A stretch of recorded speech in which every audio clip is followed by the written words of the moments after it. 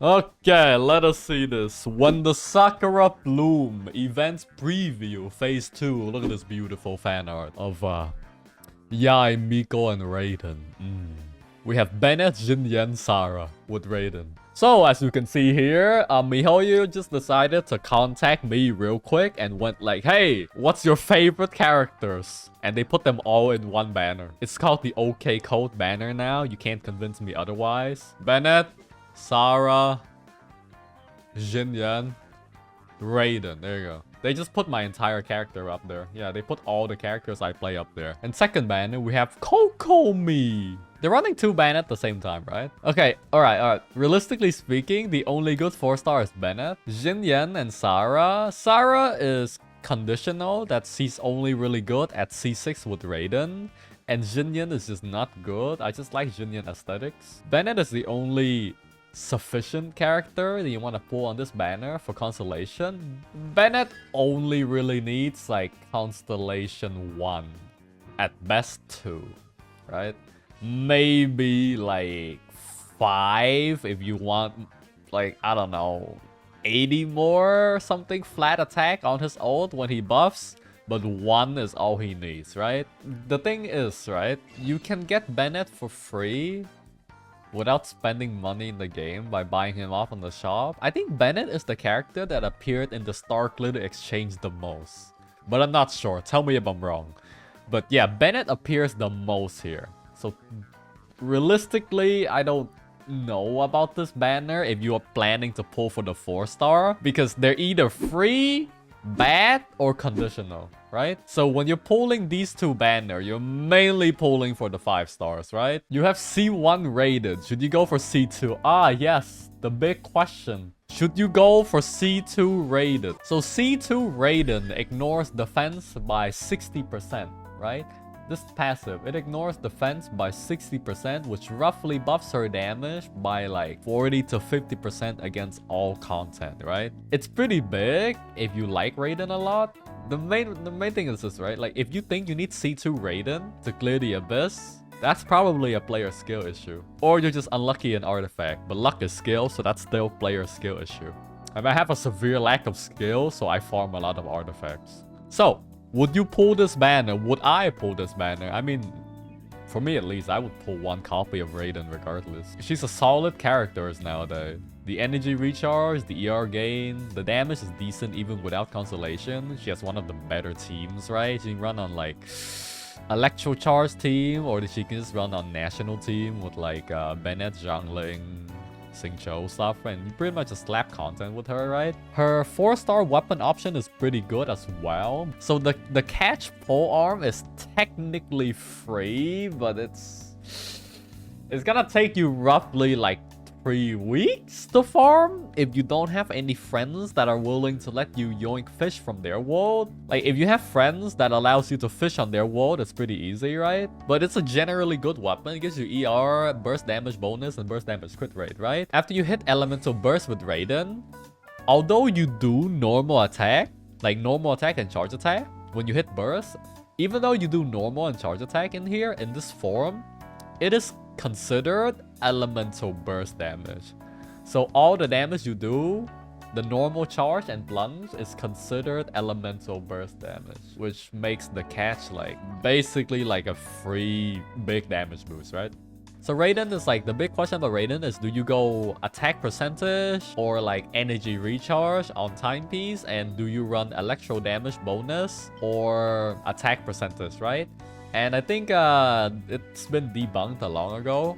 Attack percentage is good if you don't have Electro. Like, that's it. So it's bad, basically. And attack percentage or energy recharge is dependent on the main stat of your weapon, right? So, for example, if you use the catch, it has energy recharge main stat, so you run attack percentage. If you want to run something like Staff of Thoma, which technically gives you attack with its passive, then you run energy recharge. If you run something like maybe this, then you run energy recharge. Essentially, because You don't really need super high ER on Raiden. Anywhere from 200 to 250 is enough. 230 should be more than enough, but 200 generally is what you need to be anyways. And that's that, right? Raiden, overall, generally a really good character. Lots of free-to-play options from team comps to weapon choices. And Raiden is pretty cheap to invest in as well. Okay, don't be me. I know I crowned Raiden auto, but like, don't do it. It doesn't work. Like, when you hit elemental burst, you don't use your auto at all. Your auto can stay level 1. Your E, level 9 on your E gives you the maximum buff here. And level 10 on your ult gives you the maximum buff here, right? So 1, 9, 10, if you want to maximum invest your Raiden, that would be Raiden. Next is Kokomi. Perhaps I've treated Kokomi too harshly. Or perhaps MiHoYo's actually making content that makes Kokomi viable. So Kokomi was weak, so they made content that Kokomi is strong in. This is how you sell character, boys. Kokomi isn't bad nowadays, right? I think people were disappointed because they were expecting Kokomi to like deal damage as high as other DPS, right? Kokomi does do damage, right? She does decent, reliable damage. And her artifact requirement isn't hard, right? So from like an early to mid-game player, Kokomi can reliably carry you in damage. The only problem is this. Her energy is kind of big, you know? Like, the jellyfish is kind of... it's 50-50, you know? So you kind of have to build a team around her, right? Unlike Raiden, where you don't build a team around Raiden necessarily. You don't have to. You can probably just slap her anywhere and it will work. You kind of have to build a team around Kokomi if you really want to make use of Kokomi. But in a way, right? The other argument is this. You just use Kokomi as a healer, right? Kokomi can't crit. Her damage is alright. But when she heals, so this is the biggest difference, right?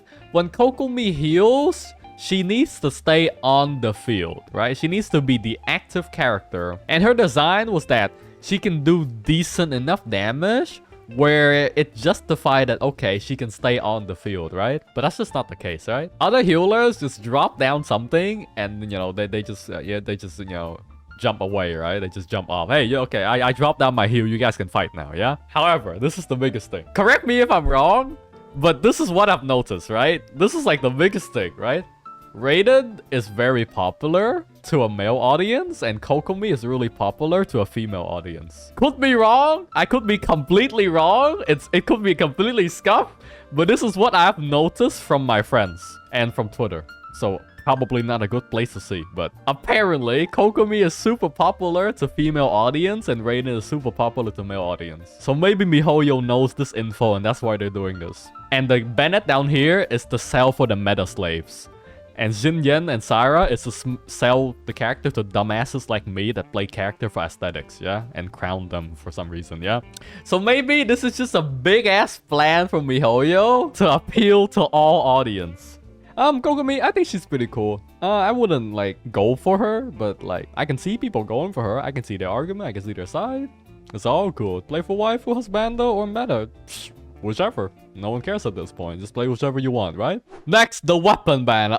Yes, the donut and the spear. I know what they're doing. They put the spear here. If you pull for Kokomi, then you pull for the donut. If you fail to get the donut, you use sacrificial on Kokomi. And if you fail to pull for engulfing lightning, the spear, you get Favonius lance. Isn't that kind of copium? Because Kokomi's best weapon is the 3-star weapon. The Thrilling Tales, right? For the 3-star option. And then for Raiden, you run the free weapon, which is the catch. Okay, this banner is looking kind of scammy.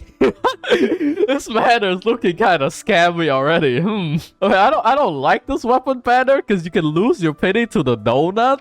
I mean, the donut is this, right? You're just making sure because people are confused what the donut is. Realistically, the only good weapon is the spear, right? And wasn't it like, if you have a refinement 5, the catch, then the Raiden spear does 16? Or was it 26% more damage? 17? I guess somewhere around there. It's like, it's not a lot of differences. If you want to pull for this weapon for aesthetic, I am sad to inform you that you don't see the spear when you're playing Raiden. You see the sword. So like, half the time playing Raiden, you see this. right? You see the sword, not the spear. A Refinement 1 Engulfing Lightning Spear does around 20% more damage, more or less, compared to a Refinement 5 The Catch, which is a weapon you get for free, right? Engulfing Lightning really shines if you get more refinement on it, right? But a Refinement 1 isn't that much better. And the argument of trying to pull for this weapon for aesthetic doesn't make sense because you don't see this weapon when you're playing Raiden. You see the sword, right? So overall, I'd say this banner is a complete skip on the weapon banner because you either get a donut or a weapon you can't see. And what is this?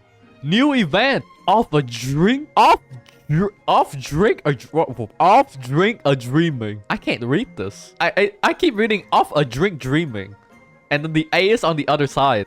An event about making drinks. It would be a real shame if there's no Diona or Venti. It would be a real shame if an event about making drinks does not involve a bartender and the god that always is drunk. Would be a shame indeed. Would be quite a disappointing event if they don't include the character that literally represents the event, right? Diluc doesn't even drink alcohol. He drinks grape juice. Have you read his lore? Diluc doesn't even like alcohol. And he owns the Dawn Winery. And then Kaya is just here trying to shit on Diluc. I can't believe that some people actually drink grape juice. If they had a little more patience, they would find it ferments into the most exquisite wine. So unromantic. Brothers, am I right?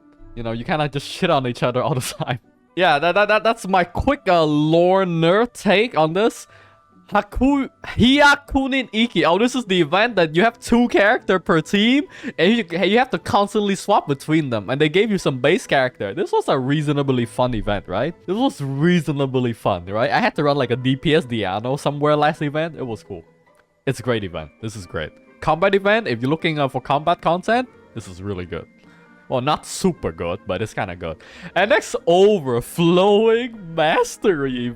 You know, I always had my take on this stuff where the double leyline event, where they double your mastery books or double the drops you get from leylines with Mora and EXP books. You know what I want to do? Just make it permanent. Just make it like every Sunday or something. The first 3 domains you run get double reward. Like every weekend, Saturday, Sunday, something. It's like, bro, we've reached the point where we don't really need these events anymore. Just make them permanent. But anyways, that'll be it for the little sneak peek of the new patch, yeah?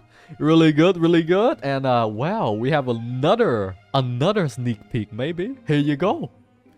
Ta-da!